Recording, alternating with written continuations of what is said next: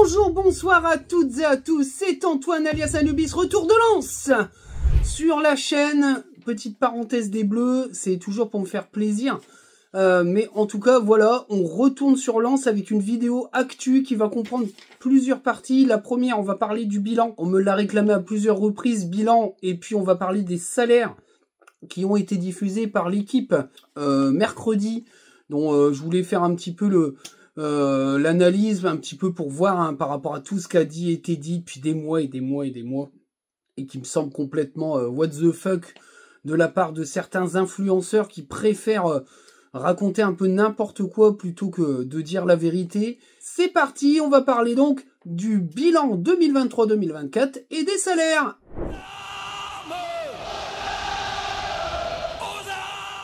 On y va donc avec ce bilan 2023-2024 très révélateur du dérapage des 18 derniers mois par l'ancienne équipe dirigeante, même si beaucoup d'influenceurs qui ont parti pris ont essayé de faire en sorte de dire que c'était pas la vérité, que le club était mal géré maintenant, mais qu'il a jamais été mal géré avant, alors ce qui est totalement faux, parce qu'aujourd'hui on voit bien que y a un gros problème de trésorerie et de futurs déficits. Alors, faut noter que sur ce bilan, on est dans le vert. Bien sûr, c'est un fait. On est à 7 millions d'euros de bénéfices. Ça devait être 4 ou 5 la saison d'avant. Donc, il y a une augmentation du bénéfice. Sauf que, il faut bien comprendre, et ça, c'est très important, que on a 60 putain de millions d'euros de revenus supplémentaires par rapport à la saison d'avant, d'accord? C'est monstrueux, Ligue des Champions, le stade, le CVC, c'est monstrueux et tu ne te retrouves qu'avec un plus 3 malheureux millions de bénéfices en plus par rapport à la saison sans Ligue des Champions. C'est catastrophique. Faut quand même comprendre que hors mutation, on est à plus de 13 millions d'euros de déficit, c'est-à-dire que sans les ventes, on aurait été à 13 millions d'euros de déficit. C'est quand même lunaire. C'est une gestion catastrophique, cataclysmique, et on se retrouve avec des chiffres complètement aberrants. Alors, faut bien comprendre que ce qui a tué un peu le club, c'est l'augmentation non maîtrisée de la masse salariale, une augmentation de 20 millions d'euros par rapport à la saison d'avant. On est passé à peu près 84 millions d'euros de masse salariale. On a dépassé Lille, c'est complètement fou.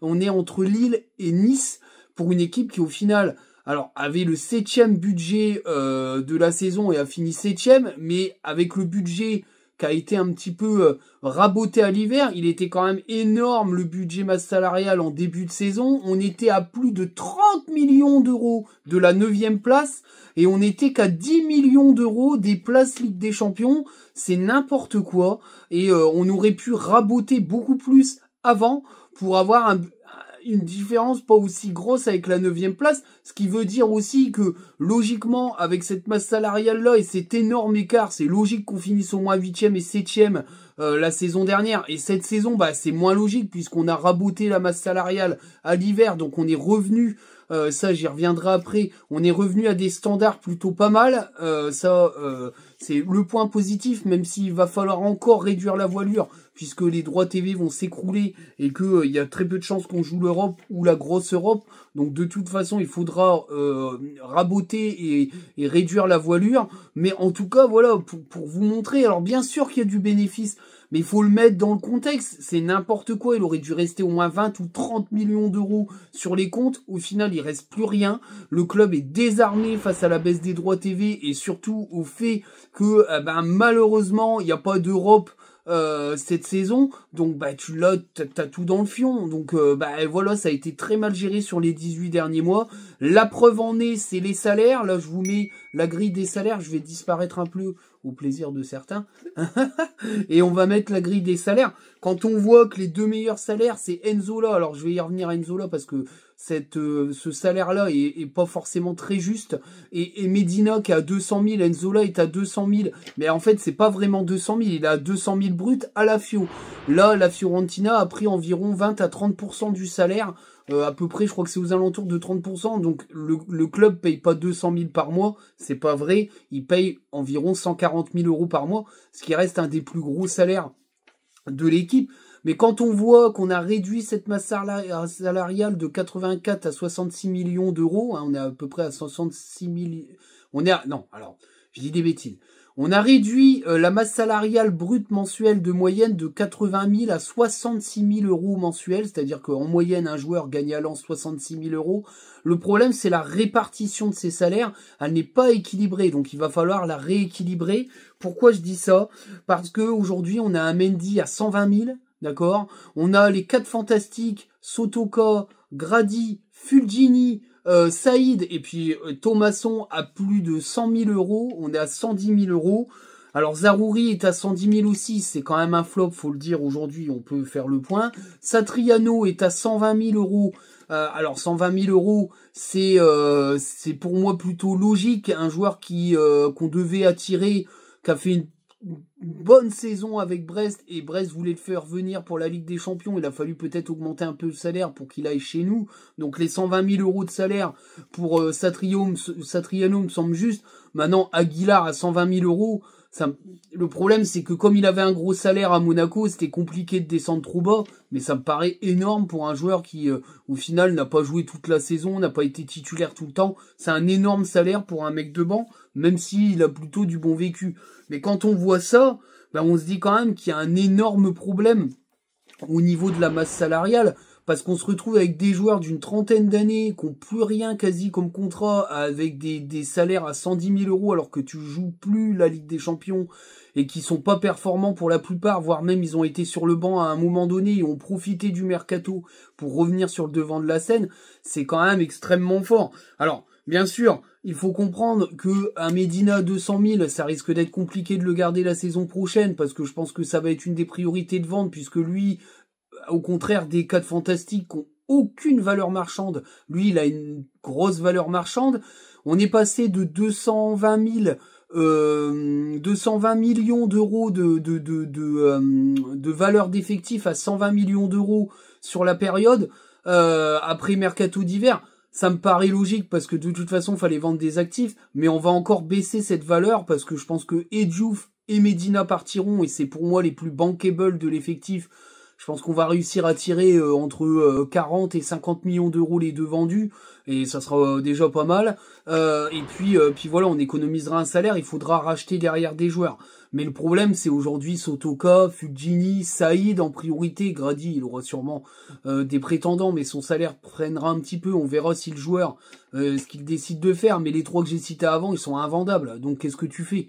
En espérant qu'il daigne quitter le club, parce qu'à un moment donné, un Sotoka, s'il est pas performant, qui va sur le banc, t'as un mec à 110 000 euros sur le banc, avec des titulaires qui vont gagner moins que lui, ça risque d'être très compliqué dans le vestiaire. Donc ça, c'est quand même assez perturbant, et ça montre quand même qu'il va falloir encore une fois relisser cette masse salariale, la rééquilibrer, il y aura encore du dégraissage, c'est prévu. Alors, je voulais revenir un petit peu sur un truc par rapport aux ventes de joueurs. On nous a vendu dans les derniers échanges dans les réseaux sociaux qu'au final, les frais d'agent étaient pas plus bas cette année que la saison dernière, parce que c'est vrai qu'il y a une régalade au niveau des agents sur la saison dernière où ils ont pris 6 millions d'euros, c'est énorme. Par rapport aux saisons d'avant, ils prenaient beaucoup moins. Alors on nous a rétorqué, bah ouais, mais cette année, c'est 5 millions d'euros avec un seul agent. Ouais, mais attends, c'est 5 millions d'euros avec un seul agent, mais qui c'est qui l'a vendu, l'agent? Il a vendu Kuzanov, hein. Il a vendu Kuzanov 50 millions d'euros. Donc ça veut dire que pour 5 millions d'euros de budget, on va dire, agent, t'as gagné 45 millions d'euros. L'année dernière, t'as eu 6 millions d'euros d'agents, et t'as 0 euros la tête à Toto. C'est n'importe quoi, en fait. T'as payé des agents dans le vide. Et dedans, il y a Kofi, hein. Il y a Kofi dedans, hein. C'est n'importe quoi. C'est n'importe quoi. C'est incomparable. Tu peux pas comparer un mec que tu payes 5 millions parce qu'il a une com de 10% sur la vente avec des agents que tu payes pour des transferts, comment ils s'appellent, des mecs du Paris FC, des je sais pas quoi, des joueurs n'importe comment que t'achètes n'importe où, et que tu claques 5 millions d'euros 6 millions d'euros de frais d'agent pour des joueurs qui sont aujourd'hui invendables et qui sont des énormes brels. Donc c'est incomparable. Pour moi, c'est de la mauvaise foi et c'est essayer de travailler le truc pour montrer que bah, c'était bien avant. Bah non, ils sont plantés sur 18 mois, ils ont fait de la merde. Et voilà le résultat, on a oublié de vendre tous les bijoux de famille pour essayer de repartir sur du bon terme, en espérant qu'on arrive à vendre les invendables ou à se séparer de leur salaire. Voilà un petit peu au niveau des salaires des joueurs. Alors, il faut bien comprendre par exemple qu'un Nampalys Mendy à 120 000, c'est complètement what the fuck. Je veux dire, ils l'ont fait venir alors qu'il voulait pas venir, donc il a négocié un énorme salaire. Au final, t'as un mec qui joue quasi pas et qui gagne quasi le plus dans l'équipe. C'est vraiment suicidaire. Enfin, je veux dire, c'est une gestion de merde. Faut clairement le montrer. C'est n'importe quoi. Donc on va voir ce que donnera le prochain mercato, mais il y aura encore du dégraissage. Alors bien sûr, dans cet article-là, il y a une partie Dominique Guetti. Alors on sait très bien qu'il s'il peut chier sur la tronche à Joseph Oughourlian, il n'hésitera pas. Donc il a commencé à sur cette espèce de conclusion, dire oui, il y aura encore du dégraissage, les supporters lensois vont devoir redescendre sur terre, enfin bref, comme si on avait monté dans les étoiles. Pour les mecs qui suivent vraiment le club et qui comprennent vraiment la saison de Ligue des Champions, on a toujours considéré que c'était une exception. Hein. Aujourd'hui, ceux qui surfent là-dessus pour dire que le club il est plus ambitieux, bah, ils ont rien compris. C'est limite, la Ligue des Champions nous a fait plus de mal que de bien, parce que on aurait été qu'en Europa League, je pense que le club aujourd'hui, il aurait eu plus de sous dans les caisses que la Ligue des Champions, où ça a craqué son slip complètement de la part de la direction. Donc je trouve de la part de Dominique Guetti, c'est quand même un peu... c'est pas hyper classe. Alors un peu la suite, comment dire, c'est du classique, hein. Oui, on va réduire la masse salariale plus l'achat du stade, on va vers une vente du club. Bah, tout le monde sait que Joseph Oughourlian va vendre le club, ça semble tout à fait logique en l'état. Donc je trouve ça complètement un peu, ça sert à rien, c'est inutile de dire ce genre de choses. Le club sera vendu dans un avenir proche. Maintenant, ça va pas se faire demain. Il faut déjà acheter le stade, il faut remettre en vente le club, le temps que des gens viennent s'intéresser à la vente du club, il va se passer au moins 1 an et demi facile, le club sera pas vendu avant 2027 pour moi, ou à moins que ça aille hyper vite, parce que c'est un mec qui est pété de thunes, qui va claquer le pognon tout de suite, mais sinon c'est des démarches qui vont être longues, il y aura il y aura des candidats, il y aura des dossiers analysés, donc faut arrêter de rêver, le club sera pas vendu à la fin de la saison prochaine. Mais par contre, je pense que dès l'achat du stade, le système de vente du club va se mettre en route et qui sera vendu à moyen terme. Mais c'est pas demain la veille. Pour l'instant, voilà, le club sera acheté en septembre, si je dis pas de conneries. Donc je pense qu'à mon avis, la mise en route du processus de vente se fera à la fin de la saison 2026, à mon avis. Voilà. Bon après, je le sais pas. On n'a pas d'infos, c'est des trucs hyper bloqués, mais commencer à dire le club va être vendu, bah oui, le club va être vendu. Joseph Oughourlian l'a toujours dit, donc il sort aucun scoop. C'est juste pour dire Joseph Oughourlian est un saleté de capitaliste qui va se débarrasser du club. Enfin voilà, c'est clairement ça qui est sous-entendu. Mais bon, c'est pas la première fois que ce journaliste-là veut chier absolument sur Joseph Oughourlian, vendre des trucs, des vessies pour des lanternes ou aggraver des choses qui sont absolument pas graves. Voilà, mais c'est tout, c'est le journalisme. Hein. Pour moi, un journaliste n'est jamais neutre, donc lui, il n'est pas du tout neutre. Hein. Et les influenceurs des réseaux qui ont chié sur le club depuis 6 mois, ils sont absolument pas neutres, et aujourd'hui, ils sont devant le fait accompli que bah peu de joueurs qui sont arrivés ont d'énormes salaires, et au final, les plus gros salaires, c'est ceux d'avant, donc ceux qui ont été gérés par la direction d'avant. Il y a une ou deux exceptions près, c'est-à-dire Enzola, Zaroury et Satriano. Le reste, c'est que des joueurs qui étaient présents. Même Andy Diouf, il est en dessous, alors qu'on nous a vendu qu'Andy Diouf, nanana. Mais voilà, faut dire ce qui est. Aujourd'hui, Andy Diouf, il doit être à 100 000, je crois, peut-être 90 ou 100 000. Enfin voilà, donc il y a des joueurs qui ont été bien gérés, puis d'autres très très mal gérés par la direction d'avant, et bien sûr ça, il faut absolument pas le dire. Mais quand les comptes sont tombés, bizarrement, tout le monde est mort, hein, on n'entendait plus personne. Bah oui, quand t'as le détail et que tu vois 84 millions d'euros de masse salariale, c'est quand même... pour Lens, c'est quand même aberrant, Ligue des Champions ou pas, quoi. Il y avait largement moyen de faire mieux. Quand je vois ce qu'a fait Brest, qui passe la phase de Ligue, et qui, son plus gros salaire, c'est 100 000, bah, je suis désolé, mais, et encore, c'est 100 000, c'est, à Jork, parce qu'ils gagnent beaucoup plus en Allemagne, et qu'ils prennent une partie du salaire. Enfin, voilà, quoi. Vous avez bien compris que ça a été très, très, très mal géré. Donc voilà un petit peu pour cette partie bilan et puis salaire. Et on passe donc à la conclusion, à la projection de ce bilan 2023-2024. et de l'analyse des derniers salaires de l'équipe. C'est parti mon kiki pour la conclusion.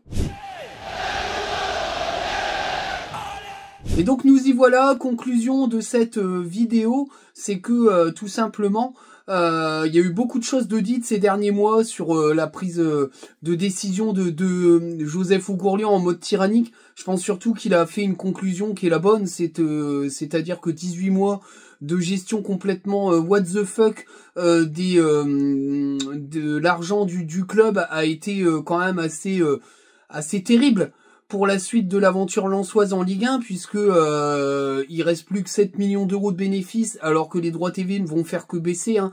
On le voit hein, dans l'épisode de la conf entre présidents.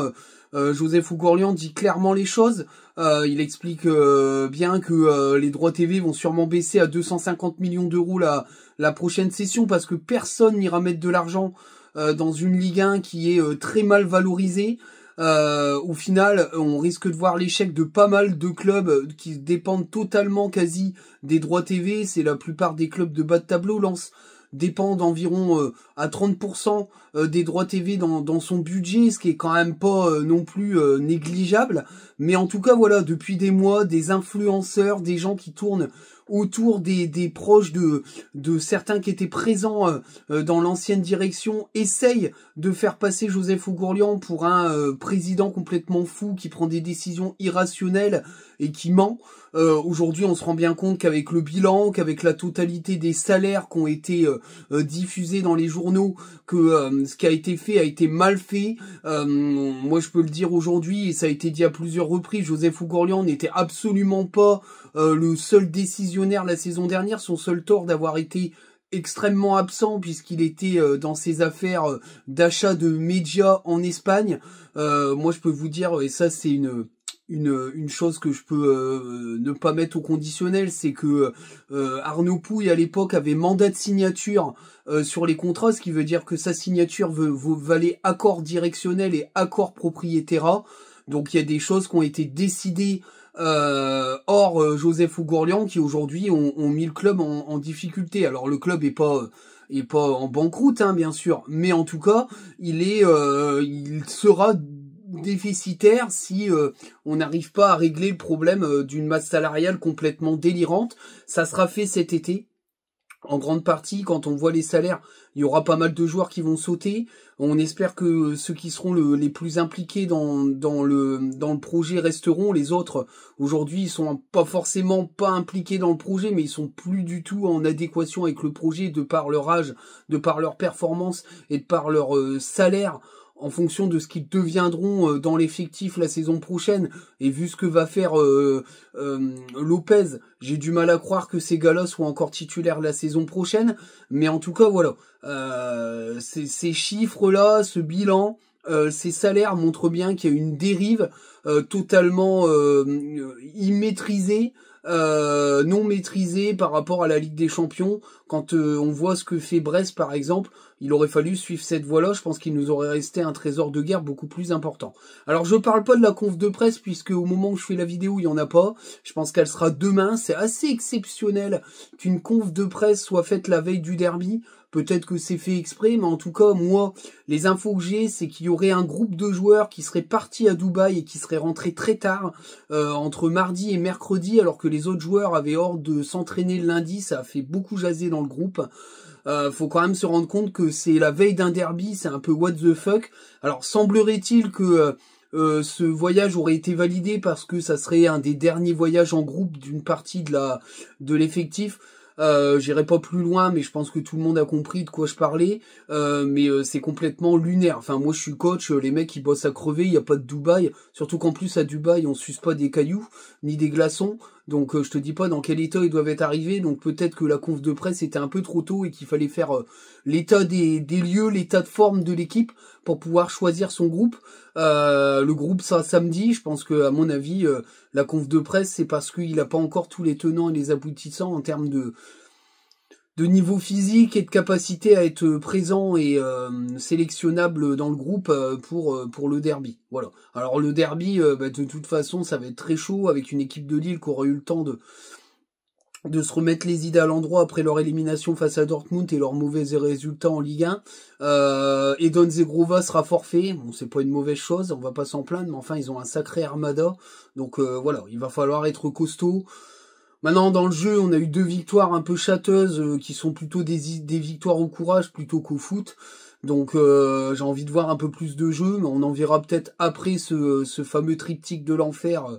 Marseille, Rennes et Lille, mais en tout cas, voilà, il faut vraiment qu'on voie autre chose et j'ai envie de voir briller les joueurs dans un jeu intéressant plutôt qu'une hyper défense et un réalisme un peu châteux.